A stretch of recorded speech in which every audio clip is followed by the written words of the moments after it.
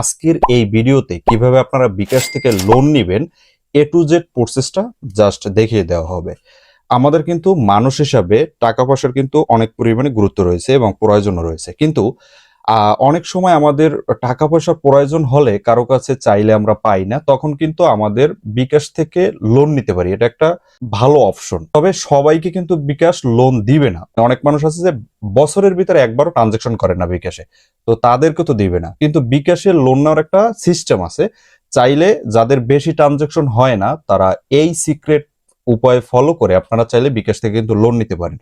তো বিকাশ থেকে আপনারা কিভাবে লোন নেবেন আজকের এই ভিডিওতে এ টু জেড প্রসেসটা কিন্তু দেখিয়ে দেওয়া হবে, এবং এই সিক্রেট যদি আপনি শিখে রাখেন তাহলে কিন্তু আপনার বিপদের সময় খুব প্রয়োজন হবে। তো কিভাবে আপনারা বিকাশ থেকে লোন নেবেন এ টু জেড বিষয়টা ক্লিয়ার করবো, স্ক্রিনের দিকে ফলো করেন। তো বিকাশ থেকে লোন নেওয়ার জন্য চলে যাবেন বিকাশ অ্যাপের ভিতরে। অবশ্যই কিন্তু বাধ্যতামূলক অ্যাপের ভিতরে আসতে হবে। জাস্ট লোন অপশনের উপর একটা ক্লিক করে দিতে হবে। তো জাস্ট লোন অপশনের উপর একটা ক্লিক করে দিলাম। এরপরে দেখতে পারবেন যে 1500 টাকা আমাকে লোন দিবে। লোন নেওয়ার জন্য অবশ্যই কিন্তু লোন নিন অপশনের উপরে জাস্ট একটা ক্লিক করতে হবে, এবং জাস্ট লোন নিন অপশনের উপর জাস্ট একটা ক্লিক করে দিলাম। ওকে, এরপরে দেখতে পারতেছেন আমাকে কিন্তু 1500 টাকা দিবে। এগিয়ে যান অপশনের উপর একটা ক্লিক করতে হবে। আমাকে কিন্তু লোন দেবে 1500 টাকা, 8 টাকা 62 পয়সা কিন্তু ব্যাংকের প্রসেসিং ফি, এবং প্রতি মাসের কিন্তু 10 তারিখে 3 কিস্তিতে কিন্তু আমাকে টাকাটা পূরণ করতে হবে। 516 516 516 টাকা করে। আশা করি কিন্তু বিষয়টা বুঝতে পারতেছেন পুরোপুরি। দেখেন 516 টাকা করে কিন্তু আমাকে দিতে হবে প্রতি মাসের 10 তারিখে আর কি। ক্লিয়ার? এরপরে জাস্ট আমি যদি নিতে চাই তাহলে কিন্তু আমাকে এগিয়ে যান অপশনের উপর ক্লিক করতে হবে, সম্মতি দিন অপশনের উপর ক্লিক করতে হবে। উপরে কিন্তু লেখা আছে দেখেন, আমি যদি প্রচলিত সময়ের ভিতরে এই নিয়ম যদি না মানি আর কি, যে নিয়মগুলো আছে, তাহলে কিন্তু আইন অনুযায়ী ব্যবস্থা নেবে। এটা কিন্তু লিখে দেওয়া হয়েছে। সম্মতি দিন অপশনের উপর ক্লিক করে দিলাম। এরপরে আমাকে যেটা করতে হবে, আমার পাসওয়ার্ডটা দিতে হবে। ইন টোটালি কিন্তু এই পাসওয়ার্ডটা দেওয়ার পরে কিন্তু আমি এই লোনটা কিন্তু নিতে পারবো। পাসওয়ার্ডটা দিয়ে দিলাম।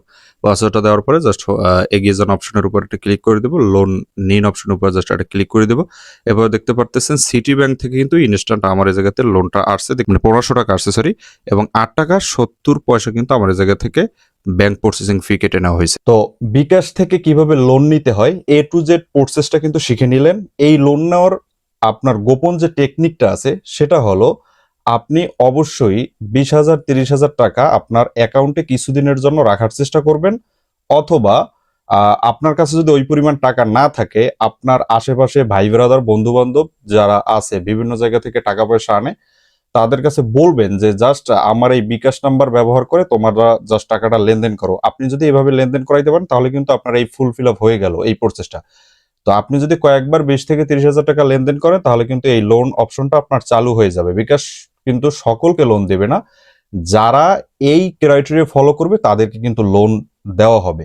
এবং এই লোন নেওয়ার পরে আপনাকে যেই ক্রাইটেরিয়া পার করে আপনি লোনটা নিয়েছেন সেই শর্ত যদি আপনি পূরণ না করেন, এই লোনটা মূলত সিটি ব্যাংক থেকে দেওয়া হয়, কারণ বিকাশ কিন্তু সিটি ব্যাংকের আন্ডারে। তাহলে কিন্তু এই সিটি ব্যাংক থেকে ডিরেক্ট আপনার নামে মামলা করা হবে, এবং আপনাকে কিন্তু যে কোনো মুহূর্তে পুলিশ অ্যারেস্ট করবে যদি আপনি ওই নিয়ম যদি ফলো না করেন।